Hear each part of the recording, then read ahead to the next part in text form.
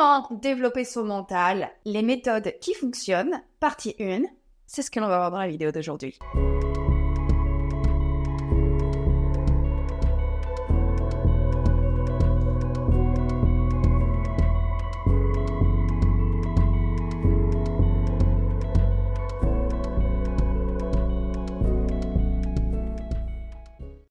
Ma voix, elle se vocote toute seule, en fait. Salut les petits bichons, j'espère qu'aujourd'hui ça va. Alors, aujourd'hui, on est parti sur une série de 3 vidéos consacrées à développer son mental. C'est super important de développer son mental et on va en parler. Et aujourd'hui, dans la vidéo d'aujourd'hui, je vais vous expliquer et vous allez découvrir, en fait, les habitudes simples à implémenter pour développer sa force mentale. Et pourquoi est-ce que c'est important? Parce que vous avez besoin de développer votre force mentale pour régler vos problèmes en règle générale, pour ne pas vous effondrer quand la vie va vous envoyer des pavés dans la face, et aussi pour réussir ce que vous entreprenez. Vous allez le voir durant donc la série de 3 vidéos qui va venir. Sans force mentale, vous allez passer à côté d'opportunités qui vont s'offrir à vous. Lorsqu'un problème va se présenter dans votre vie, vous ne pourrez pas le régler parce que vous n'aurez tout simplement pas l'énergie pour ça. Et surtout, sans force mentale, lorsqu'un problème se présente dans votre vie, eh bien, l'intégralité de votre vie s'arrête et vous n'aurez pas la possibilité de maintenir l'existant. Il y avait une vidéo que je vous avais sortie il y a, je crois, 2-3 ans où j'étais encore à Barcelone et où j'expliquais justement que le plus compliqué dans la vie d'adulte, c'était justement de maintenir l'existant. Mais avant de rentrer dans le vif du sujet, abonnez-vous si cette chaîne vous plaît. Pour ceux qui me connaissent pas, je suis Lula Morales. Je travaille dans le milieu du coaching depuis 14 ans et je suis là pour accompagner les gens et les aider à justement devenir plus forts, plus disciplinés, à avoir une meilleure confiance en eux et à être plus résilients. Et pour ce faire, j'ai entre autres cette chaîne YouTube où je sors désormais 3 vidéos par semaine, les lundis, les jeudis et les dimanches. Et donc dans ces vidéos, je parle justement de confiance en soi, de résilience, de discipline et de force mentale. Donc n'hésitez pas à vous abonner et à activer la petite cloche. Ceci dit, on va pouvoir entrer dans le vif du sujet. Est-ce qu'on n'est pas mieux au niveau du son là? Je vais montrer à tout le monde. On a réussi à installer les panneaux d'insonorisation. Voilà, donc là, la semaine prochaine, propose. Qu'est-ce qui m'a pris? Moi, j'ai flingué mon cadrage. Donc, rien, la semaine prochaine, si tout va bien, je me fais envoyer mes softbox. Enfin, à nouveau, tout l'attirail de la petite youtubeuse qui va bien. Voilà. Alors, aujourd'hui, on va parler des situations en particulier où vous avez besoin de force mentale. On va commencer par parler notamment des épreuves, justement, difficiles de la vie qui vont se présenter à vous, qui malheureusement vont arriver à tout le monde, d'accord? Un deuil, une rupture ou un divorce ou une perte d'emploi, une trahison, un deuil, une maladie. C'est malheureusement des choses qui vont arriver à tout le monde. Les mauvaises nouvelles, malheureusement, frappent toujours au pire moment. Et malheureusement, et encore plus malheureusement, ils arrivent à tout le monde. D'accord? Nous ne sommes pas dans une série télé où le karma va frapper exclusivement les méchants. Et l'autre mauvaise nouvelle, qui est la pire, je pense, c'est que quand ça vous arrive, le monde ne va pour autant pas s'arrêter de tourner. Et je vous en parle, je vous doute que ça ne doit pas vous faire du bien de m'entendre. Et on est ici pour parler de force mentale, ok? Donc encore une fois, je vais vous donner un petit peu de tough love aujourd'hui. Ce qui se passe si, lorsque vos problèmes se présentent, vous ne pouvez pas faire preuve de force mentale. Ben, je vais vous l'expliquer maintenant.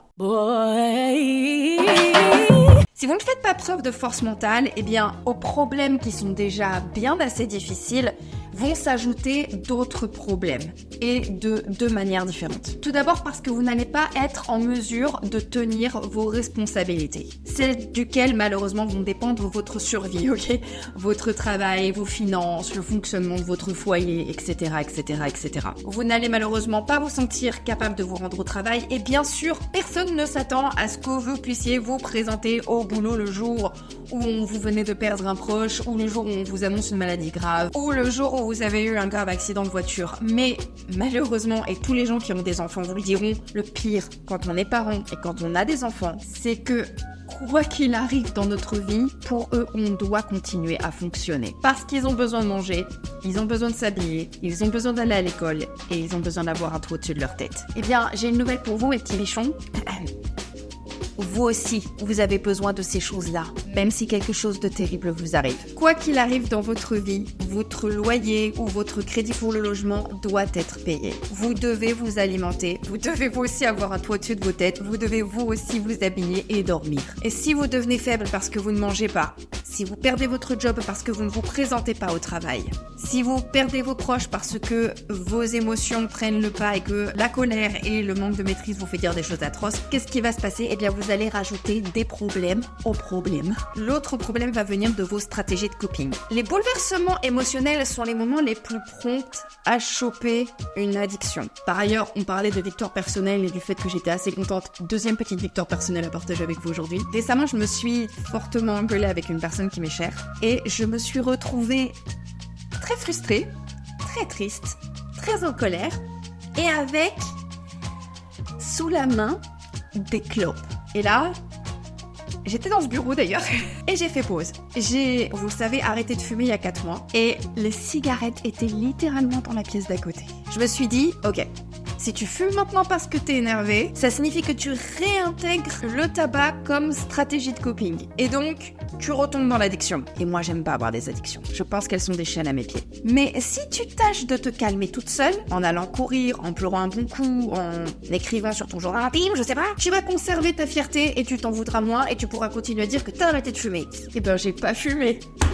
Toutes les personnes qui ont arrêté de fumer me comprendront.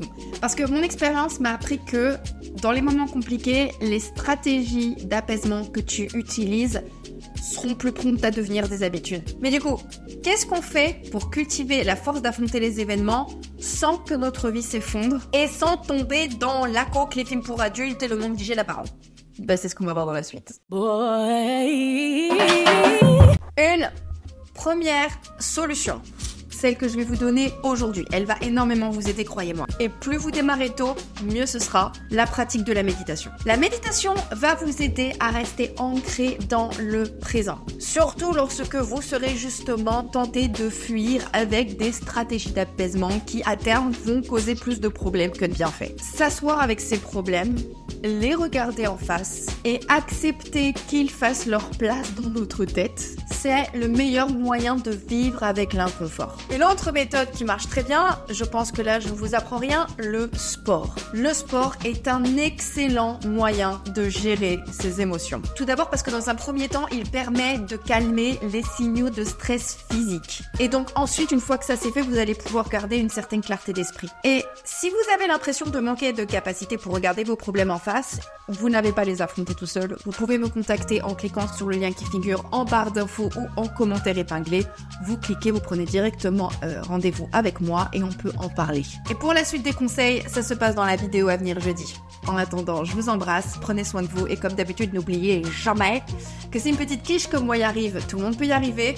Donc maintenant, c'est à vous de jouer.